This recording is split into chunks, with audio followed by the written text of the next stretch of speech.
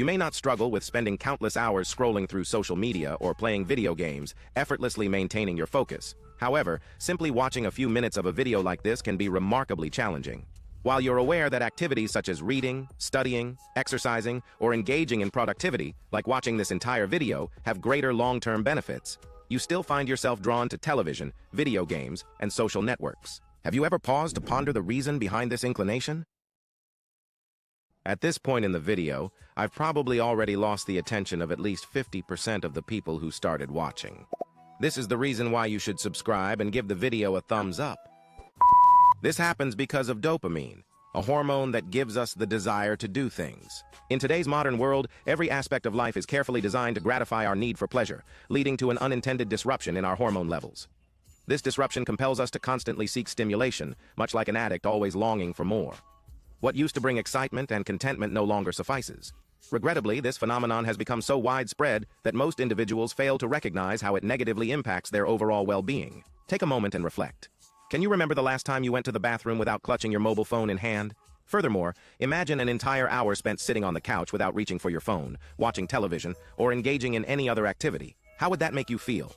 Often, this excessive reliance on external stimuli hinders our ability to attain a truly meaningful and satisfying life. Thankfully, numerous individuals have become aware of this issue and actively seek ways to address it. It may have worked for a while, but then you found yourself in the same cycle of hyperstimulation all over again. Do you know why? As previously mentioned, your body truly mimics that of someone dependent on substances. Your ordinary dopamine levels no longer follow their usual patterns. Sometimes they become excessively high, and once they drop, they fail to return to the normal level. Rather, they drop significantly and reach a very low point.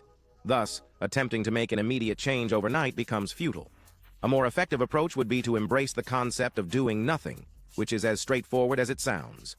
Start by stopping for 10 minutes when you realize you're doing several things at once, at the same time.